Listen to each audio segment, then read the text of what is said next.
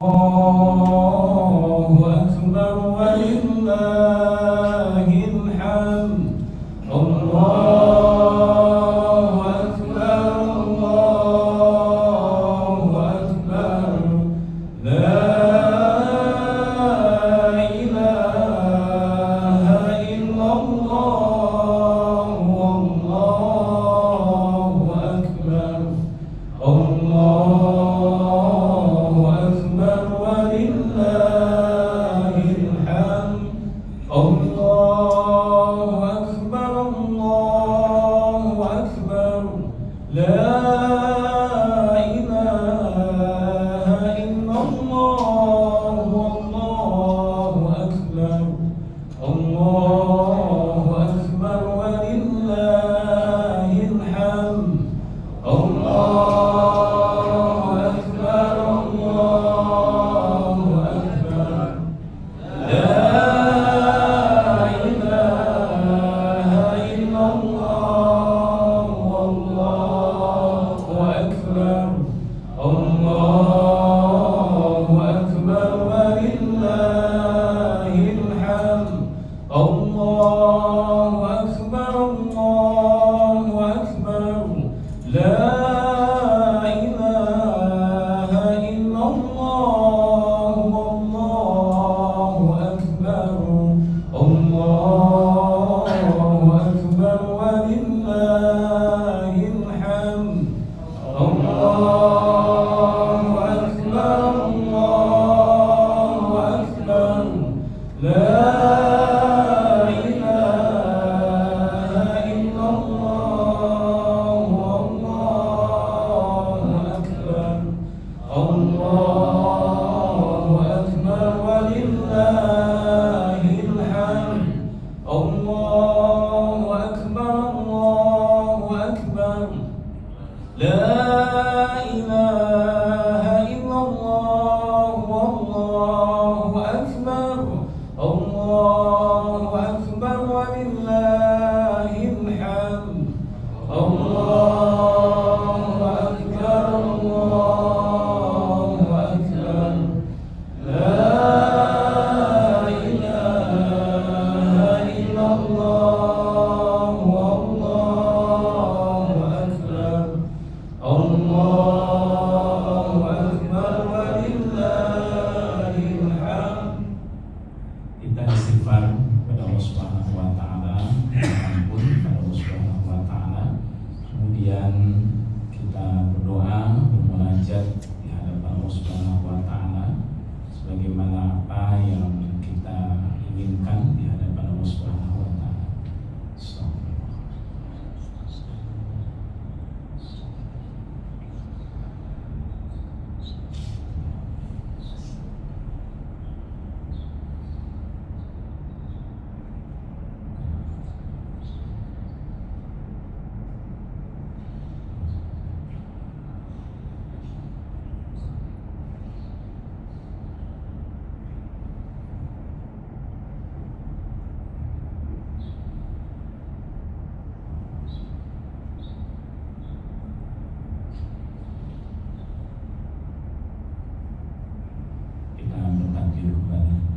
الله أكبر الله أكبر لا إله إلا الله والله أكبر. الله أكبر ولله الحمد. الله أكبر الله أكبر لا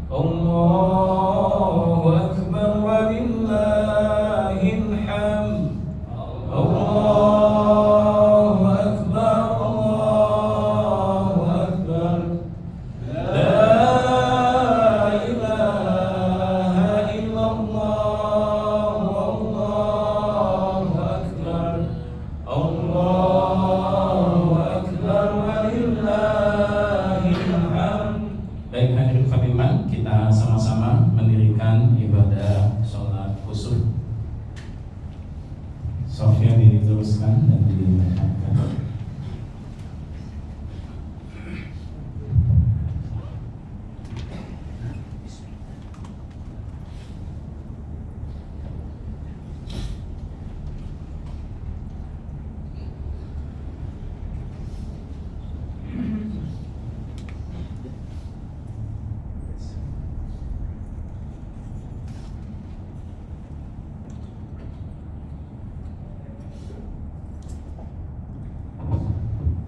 Adapun kaifiat pelaksanaan ibadah sholat khusuf atau sholat gerhana bulan, sebagaimana hadis yang disampaikan bersumber dari istri Nabi Muhammad Aisyah radhiyallahu anha, bahwa Nabi melaksanakan ibadah sholat gerhana itu terdiri dari 2 rakaat, di mana pada setiap rakaatnya di saat setelah rukuk ya kemudian i'tidal, ya kemudian dilanjutkan dengan membaca surah Al-Fatihah, kemudian dilanjutkan dengan surat atau ayat-ayat Al-Quran, baru kemudian ruku, i'tidal, kemudian sujud sebagaimana biasa.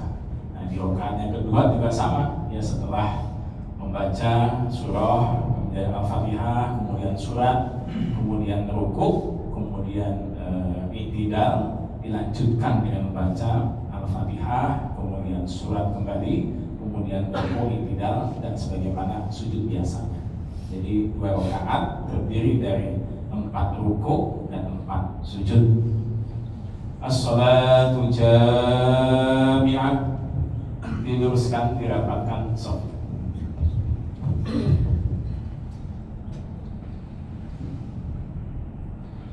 Allahu Akbar.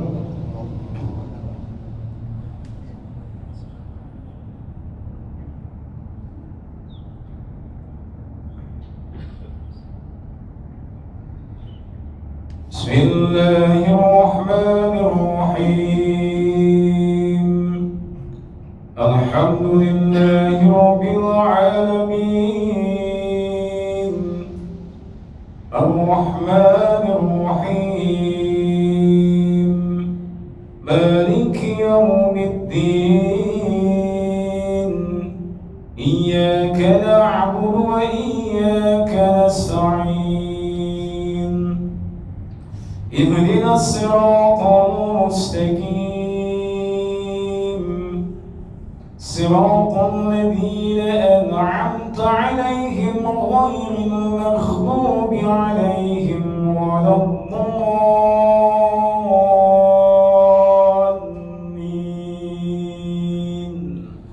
آمين.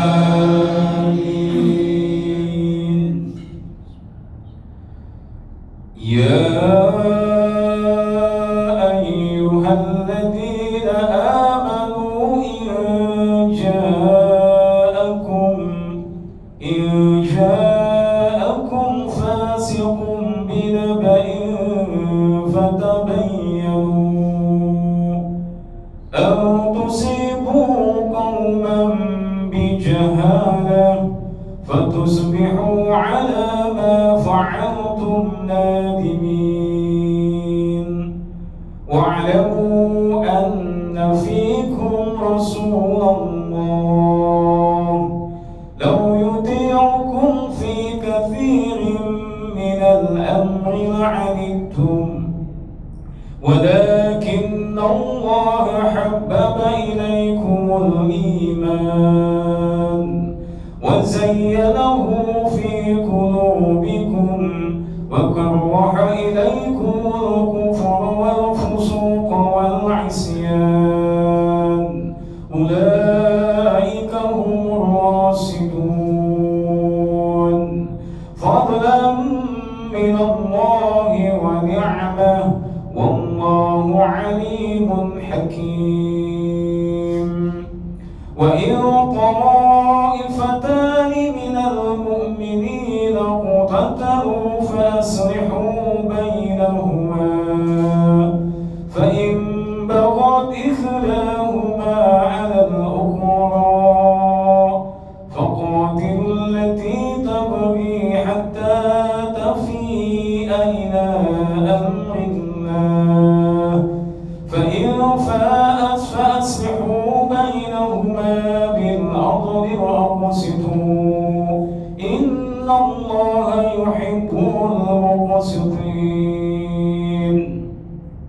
إنما المؤمنون إخوة فأصلحوا بين أخويكم واتقوا الله لعلكم ترحمون. الله أكبر.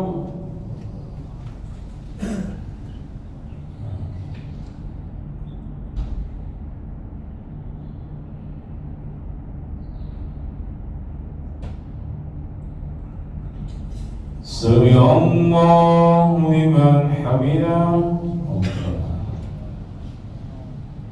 بسم الله الرحمن الرحيم الحمد لله رب العالمين الرحمن الرحيم مالك يوم الدين إياك نعبد وإياك نستعين اهدنا الصراط المستقيم صراط الذين أنعمت عليهم غير المغضوب عليهم ولا الضالين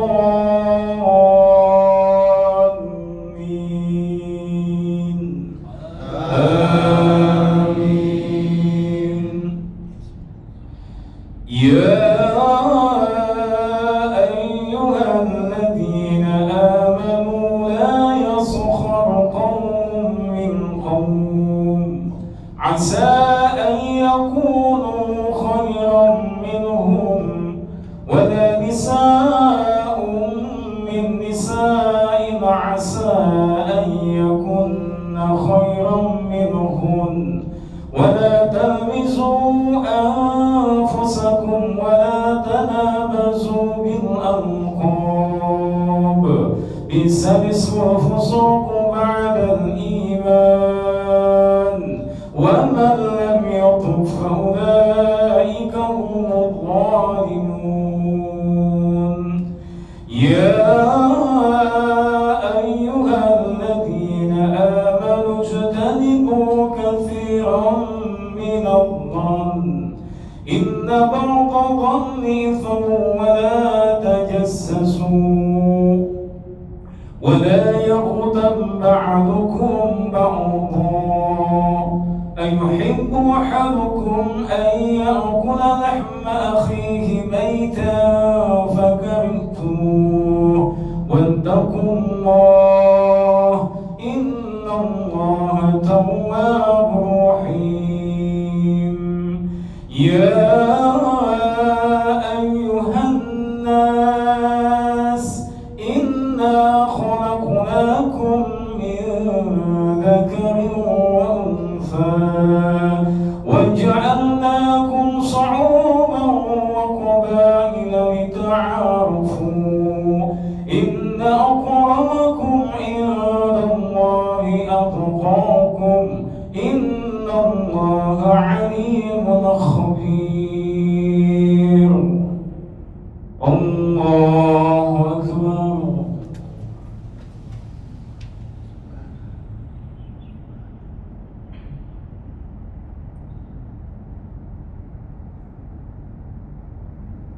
سمع الله لمن حمده.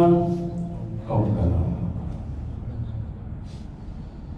الله أكبر.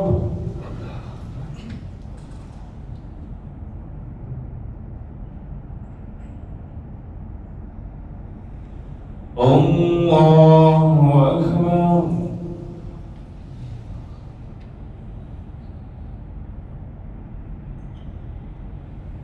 الله أكبر.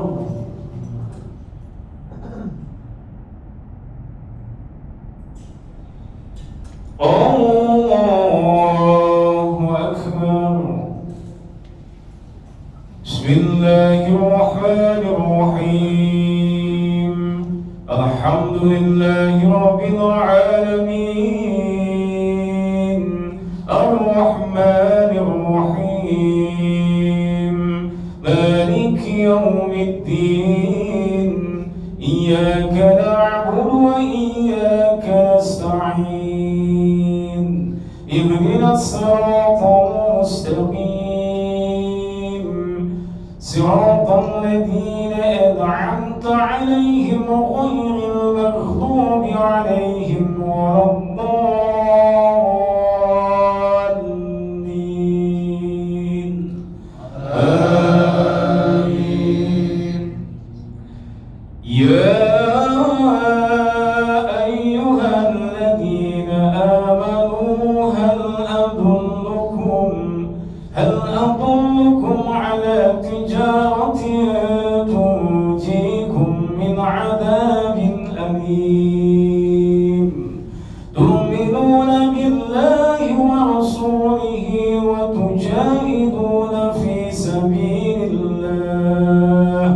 وتجاهدون في سبيل الله بأموالكم وأنفسكم ذلكم خير لكم إن كنتم تعلمون يغفر لكم ذنوبكم ويدخلكم جنات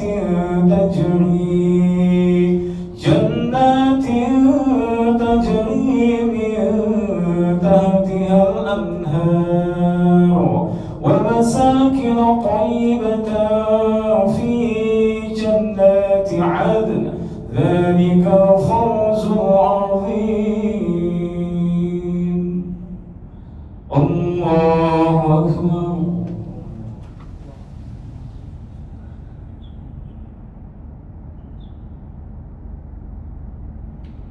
سمع الله لمن حمده ربنا بسم الله الرحمن الرحيم الحمد لله رب العالمين الرحمن الرحيم مالك يوم الدين إياك نعبد وإياك نستعين اهدنا الصراط المستقيم صراط الذين أنعمت عليهم غير المغضوب عليهم ولا الضالين آمين يا أيها الذين آمنوا لا تلهكم أموالكم ولا أولادكم عن ذكر الله ومن يفعل ذلك فأولئك هم الخاسرون وأنفقوا مما رزقناكم من قبل أن يأتي أحدكم الموت فيقول رب لولا أخرتني إلى أجل قريب فأصدق وأكن من الصالحين ولن يؤخر الله نفسا إذا جاء أجلها والله خبير بما تعملون الله أكبر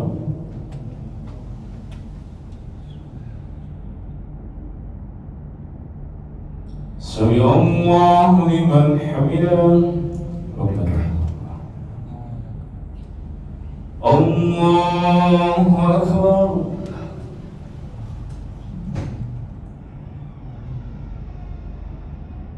الله أكبر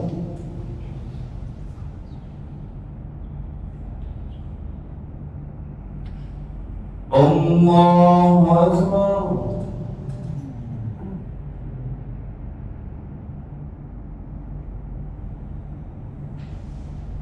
Allahu Akbar.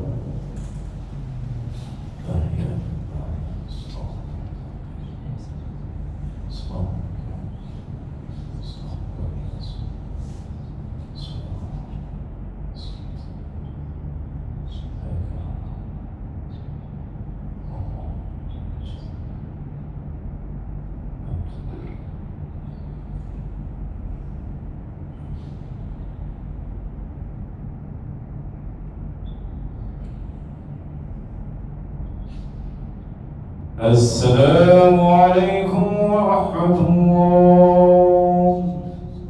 السلام عليكم ورحمة الله.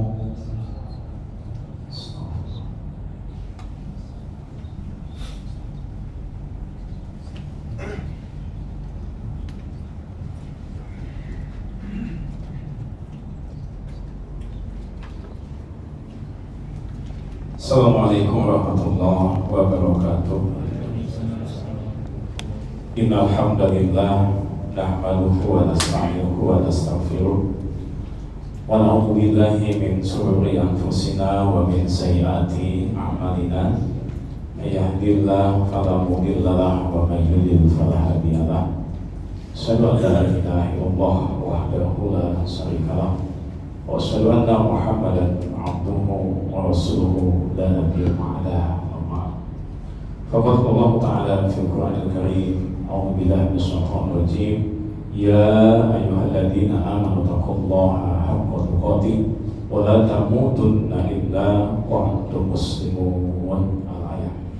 Hadirin ikhwati iman, jamaah salat khusuf Masjid An-Nahl Saidul Tawon, yang mudah-mudahan dimuliakan Allah Subhanahu wa taala. Puja dan syukur alhamdulillah atas izin Allah Subhanahu wa taala kita dapat berada di masjid guna menghidupkan sunnah Nabi Muhammad SAW setelah kita sama-sama menjalankan ibadah saum pada hari yang ke-13, dan kita sudah sama-sama pula mendirikan ibadah sholat maghrib secara berjamaah, kemudian dilanjutkan dengan menghidupkan sunnah Nabi Muhammad SAW terkait dengan ibadah sholat khusuf.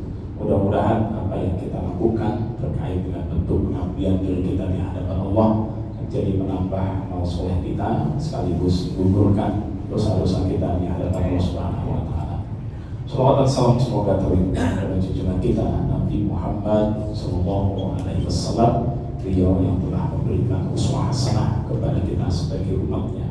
Dan mudah-mudahan kita istiqomahkan untuk tetap berada di dalam petunjuknya. Hadirin kami iman, pada suatu hari Bilal bin Rabah memandangkan azan subuh pada saat itu, dan menjadi kebiasaan para sahabat ketika mereka hadir di masjid itu azan subuh belum dikumandangkan. Ini bedanya para sahabat dengan kita. Masjid sudah penuh sebelum azan subuh, maka Bilal bin Rabah memandangkan azan subuh pada saat itu. Kemudian para sahabat saling melihat antara yang satu dengan yang lain. Nabi pada saat itu belum juga hadir, maka sambil menanti Nabi, ternyata Nabi belum hadir juga, sehingga para sahabat memutuskan kepada Bilal bin Rabah untuk menengok keadaan Nabi Muhammad, karena para sahabat khawatir kalau seandainya Nabi terjadi apa-apa pada diri Nabi Muhammad. Maka Bilal bin Rabah sebagaimana amanah para sahabat datang ke kediaman Nabi Muhammad, yang memang kediaman Nabi ya berdempetan dengan Masjid Nabawi. Mengucapkan salam, meminta izin, itu bagian daripada hal yang terkait dengan etika bertamu. Nabi menjawab salam Bilal bin Rabah. Kemudian ketika itu Bilal bin Rabah menyaksikan Nabi sedang duduk tersimpuh di tikarnya dalam kondisi menangis. Kemudian Bilal bin Rabah juga menyaksikan bagaimana bengkaknya kedua mata Nabi Muhammad SAW. Maka kata Bilal bin Rabah, ya Rasul, apa yang menyebabkan engkau menangis sehingga aku melihat ya dua matamu terlihat bengkak? Maka Nabi menyatakan, wahai Bilal bin Rabah, semalaman aku senantiasa menangis terus-menerus dikarenakan malaikat Jibril datang kepadaku menyampaikan wahyu Allah Subhanahu wa taala. Maka turunlah surah Ali Imran ayat 190 191. A'udzubillahi minasyaitonir rajim. Inna fi khalqis samawati wal ardh wa ikhtilafil laili wan nahari laayatin liulil albab. Alladzina yadhkuruna Allaha qiyaman wa qu'udan wa 'ala junubihim wa yatafakkaruna fi khalqis samawati wal ardh. Rabbana ma khalaqta hadza batila subhanaka faqina adzabannar. Dua ayat ini diturunkan oleh Allah Subhanahu wa taala melalui antara malaikat Jibril yang menyebabkan Nabi menangis semalam suntuk sampai dengan lewat waktu sholat subuh. Maka kata Bilal bin Rabah, ya Rasul, bukankah itu suatu hal yang luar biasa yang Allah turunkan kepadamu? Kata Nabi, betul, akan tetapi aku mengkhawatirkan umatku tidak lagi memahami ayat-ayat ini. Umatku tidak lagi membaca ayat-ayat ini. Umatku memahami tapi tidak mau mengamalkan ayat ini. Ayat ini berkaitan dengan tanda-tanda kebesaran Allah Subhanahu wa taala. Apakah itu terkait dengan qauliyah Allah Subhanahu wa taala maupun ayat-ayat qauliyahnya Allah Subhanahu wa taala. Allah berfirman, sesungguhnya dalam penciptaan langit dan bumi dan pergantian malam dan siang terdapat tanda-tanda kebesaran Allah Subhanahu wa taala bagi orang yang berakal. Yaitu orang-orang yang mengingat Allah sambil berdiri, sambil duduk, sambil berbaring, dan mereka memikirkan tentang penciptaan Allah, penciptaan langit dan bumi, seraya berkata, ya Tuhan kami, tidaklah Engkau menciptakan semua ini sia-sia. Maha suci Engkau, lindungilah kami dari azab neraka. Hadirin khotibah, ayat ini memberikan penegasan kepada kita betapa luar biasa maha kuasanya Allah Subhanahu wa taala. Maka prinsip orang yang beriman ketika melihat bagaimana kebesaran Allah Subhanahu wa taala, maka Allah mengungkap dengan bahasa ulil albab, orang yang berpikir, orang yang berakal. Tapi tidak hanya berpikir, tapi mereka menyeimbangkan antara fikir dengan zikir. Terkadang orang hanya mengutamakan jalan pikirannya tapi menjauhi zikir kepada Allah Subhanahu wa taala. Atau terkadang sebaliknya, orang berzikir tapi tanpa ada pengetahuan. Tapi bagaimana Allah Subhanahu wa taala memberikan penjelasan kepada kita terkait dengan insan ulil albab yang mampu mensinergikan antara pola fikirnya dengan pola zikirnya. Nah, hadirin khotibah, maka pada kesempatan malam hari ini Allah Subhanahu wa taala sedang menunjukkan tanda-tanda kekuasaannya terkait dengan terjadinya gerhana bulan. Nah, ini menjadi sebuah hal yang harus kita takuti, sebuah hal yang harus kemudian kita pikirkan bagaimana Allah Subhanahu wa taala menunjukkan tanda-tanda kebesarannya. Lalu apa yang menjadi kewajiban kita di hadapan Allah Subhanahu wa taala sebagai insan ulil albab, sebagai orang yang mampu mensinergikan antara fikir dan zikir kita kepada Allah Subhanahu wa taala. Terkadang terjadinya peristiwa gerhana baik matahari maupun bulan, maka ada beberapa persepsi di antara kalangan manusia. Di antaranya ada orang yang memaknai terjadinya gerhana bulan atau gerhana matahari dengan hal-hal yang disebut sebagai fenomena alam. Mereka hanya menyaksikan saja, tapi mereka tidak tahu apa yang harus mereka lakukan, sehingga hanya menjadi pemandangan indah di mata mereka saja terkait dengan fenomena alam. Kemudian yang kedua, ada orang yang menggunakan nalar fikirnya untuk mengkaji, meneliti apa penyebab terjadinya gerhana itu, sehingga mereka jauh-jauh hari sudah datang ya ke tempat-tempat yang bisa memastikan ya terlihat ya terkait dengan fenomena alam itu.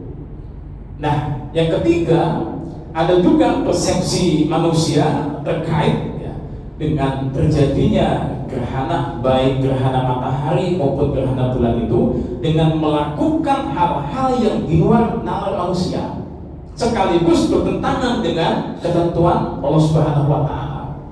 Sehingga ada di beberapa tempat, di beberapa daerah mereka punya keyakinan kalau terjadinya sebuah fenomena, ya baik itu gerhana matahari ataupun gerhana bulan, maka mereka mengadakan ritual-ritual. Yang ritual itu jelas tidak bersumber dari petunjuk Allah Subhanahu wa Ta'ala dan Rasulnya. Misalnya kalau kita melihat di daerah Bali, ya ada istilah mereka kepayang.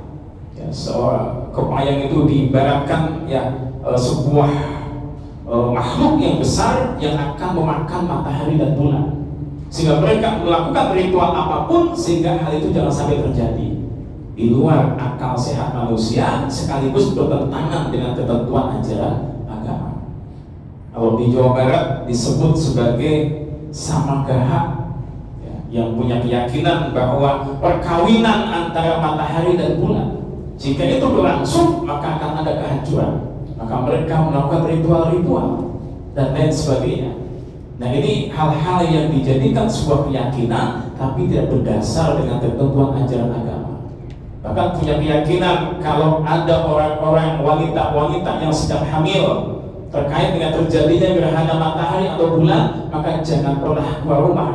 Karena punya keyakinan kalau nanti bayinya terlahir, maka akan punya dua kulit di antara warna putih dan warna hitam. Ini sebuah keyakinan yang menyimpang dari ketentuan Allah Subhanahu wa Ta'ala. Lantas bagaimana hal yang harus dilakukan sebagai orang yang beriman, sebagai insan ulil albab? Di samping kita berpikir, tapi tidak lepas untuk kita berzikir kepada Allah Subhanahu wa Ta'ala. Nah, Nabi Muhammad mengajarkan di hadapan para sahabat ketika itu terjadi gerhana matahari di masa Nabi Muhammad SAW, sehingga ada ketentuan syariat untuk menghidupkan sunnah dengan sholat kusuf pada saat itu. Hal ini disampaikan oleh sahabat Nabi Mughirah bin Subah, hadis riwayat Bukhari Muslim. In kasafatis samsu ala ahdi Rasulullah yawma mata Ibrahim. Telah terjadi gerhana matahari bertepatan dengan wafatnya putra Nabi yang bernama Ibrahim. Ketika terjadi gerhana matahari bertepatan dengan meninggalnya putra Nabi yang bernama Ibrahim. Ibrahim ini putra Nabi dari keturunan istri Nabi yang bernama Maria Al-Qibtiyah. Dia adalah pemberian dari Raja Mesir yang disampaikan kepada Nabi Muhammad, kemudian dinikah oleh Nabi, maka punya keturunan namanya Ibrahim. Nah, di saat terjadi gerhana matahari itu, maka wafat putranya Nabi yang bernama Ibrahim. Sehingga apa yang diyakini oleh para sahabat, faqalan nas, maka berkata manusia-manusia yang menyaksikan fenomena terjadinya gerhana matahari dengan bertepatan dengan wafatnya putra Nabi Muhammad SAW. Maka kata orang-orang pada saat itu, in kasafatis samsu li mauti Ibrahim. Matahari terjadi gerhana matahari yang dikarenakan meninggalnya putra Nabi Ibrahim. Maka hal itu sampai ke telinga Nabi Muhammad SAW. Jadi orang mengaitkan antara terjadinya gerhana matahari dengan meninggalnya putra Nabi Muhammad SAW. Sehingga mereka punya keyakinan ini yang meninggal bukan sembarangan anak, tapi ini anaknya Rasul. Dikaitkan terjadinya gerhana matahari dengan meninggalnya putra Nabi Muhammad SAW. Maka Nabi datang ke masjid, kemudian Nabi menyatakan faqala Rasulullah SAW. Maka Nabi bersabda, inna samsa wal qamara ayatani min ayatillah. Sesungguhnya matahari, bulan adalah dua tanda kebesaran Allah dari tanda-tanda kebesaran Allah. Kemudian Nabi melanjutkan, la yankasifani li mauti ahadin wa li hayatihi. Tidak ada keterkaitan antara terjadinya dua tanda kebesaran Allah itu dengan matinya seseorang atau dengan lahirnya seseorang. Bagaimana Nabi menyelamatkan akidah umat pada saat itu? Di saat Nabi sedang duka cita, tapi umat ketika itu menyimpang akidahnya. Maka oleh Nabi diluruskan akidah para sahabat. Tidak ada kaitannya antara terjadinya gerhana baik matahari atau bulan dengan matinya seseorang atau hidupnya seseorang. Maka disitulah ada tuntunan sunnah yang Nabi ajarkan berkaitan dengan pelaksanaan ibadah sholat gerhana matahari atau ibadah sholat gerhana bulan. Maka Nabi menyatakan, fa idza ra'aitumuhuma, maka jika kalian melihat keduanya, baik gerhana matahari maupun gerhana bulan, fad'ullaha, hendaklah kalian berdoa kepada Allah. Wasallu hatta tankasifa, dan hendaklah kalian mendirikan sholat sampai gerhana itu selesai. Dalam hadis yang lainnya, fad'ullaha, berdoalah kalian kepada Allah, wa kabbiru, dan bertakbirlah kalian kepada Allah, wa tasaddaqu, dan bersedekahlah. Sehingga ada tuntunan syariat ya, ketika terjadi peristiwa gerhana matahari atau gerhana bulan, maka ada aturan yang diajarkan oleh Nabi Muhammad SAW. Bukan melakukan ritual-ritual yang bertentangan, bukan hanya berpikir, tapi bagaimana menyertakan zikir kita kepada Allah Subhanahu wa Ta'ala. Dengan cara apa? Bertakbir di hadapan Allah, mengagungkan kekuasaan Allah Subhanahu wa Ta'ala. Allahu Akbar. Betul-betul Allah Subhanahu wa Ta'ala Maha Kuasa, Maha Besar. Kemudian kita beristighfar karena terjadinya gerhana matahari atau bulan itu ketika ada tuntunan syariat di dalamnya, maka termasuk tempat mustajabnya doa-doa kita. Jadi kalau kita beristighfar, kita berdoa, maka bagian daripada doa-doa yang diijabah. Kemudian kita dianjurkan oleh wasallu, melaksanakan ibadah sholat gerhana baik bulan maupun matahari. Setelah itu Nabi berkhutbah di hadapan para sahabat, kemudian bersedekah. Nah, inilah hal-hal yang dilakukan oleh Nabi SAW, disampaikan kepada para sahabat dan berlaku kepada kita sebagai umat Nabi Muhammad SAW.